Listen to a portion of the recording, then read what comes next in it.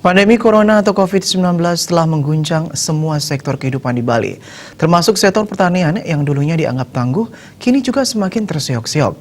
Ini disebabkan pandemi COVID-19 semakin masif di Indonesia, termasuk di wilayah Provinsi Bali. Dampak sosial ekonomi telah terjadi di tengah-tengah masyarakat di Bali dan menunjukkan kecenderungan yang kurang menguntungkan. Kunci masalahnya adalah hilangnya pendapatan atau income warga Bali, berlanjut hilangnya daya beli.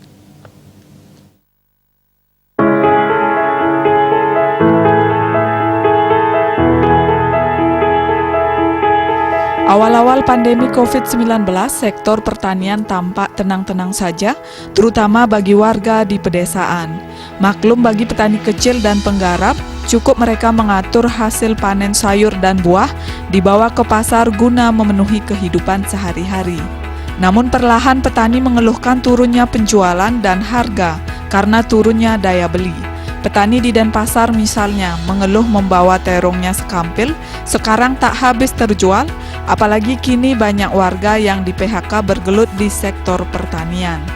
Di balik itu, ini menggembirakan bahwa sektor pertanian kini kembali digarap oleh warga Bali. Ini artinya sangat penting untuk ketahanan pangan Bali. Dengan demikian, ekonomi makro Bali tak lagi tergantung pada sektor pariwisata. Yang sering kita alami bahwa bencana alam dan COVID membuat menurunnya aktivitas kepariwisataan di Bali sebagai akibat berkurangnya jumlah wisatawan, baik dari dalam negeri maupun luar negeri. Ini tantangan bagi Keramo Bali guna melirik kembali sektor pertanian, baik di lahan kering maupun lahan basah. Bila perlu, jenis tanaman pangan yang dipilih tak monoton, melainkan bervariasi sesuai tanah dan kondisi iklim dan geografis daerah. Bila perlu, jadikan Bali ini mandiri dalam pangan, termasuk di hortikultura, seperti pisang yang selama ini didatangkan dari Jawa. Buktikan bahwa sektor pertanian ternyata tangguh di saat ekonomi terganggu akibat badai yang menerjang sektor pariwisata di Bali.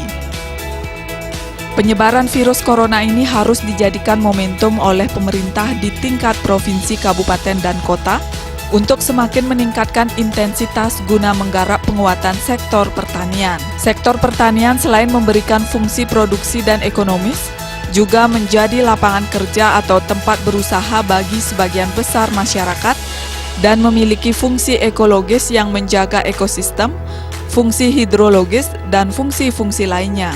Petani jangan terus dijadikan jargon politis. Ketika kampanye para elit politik, semua menjanjikan petani sejahtera.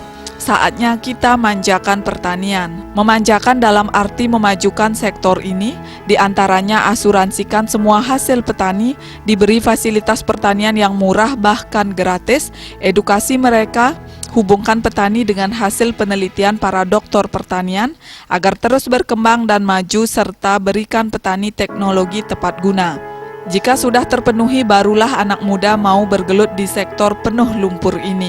Teknologi industri pertanian harus semakin ditingkatkan kualitasnya, sehingga memberikan dukungan yang kuat bagi budidaya pertanian, guna menghasilkan produktivitas dan kualitas yang tinggi. Sumber daya manusia pertanian, khususnya produsen, perlu semakin ditingkatkan, guna menjamin pengetahuan, sikap, dan keterampilan mereka untuk bertani. Kita yakin suatu saat nanti sektor pertanian akan semakin tangguh di Bali.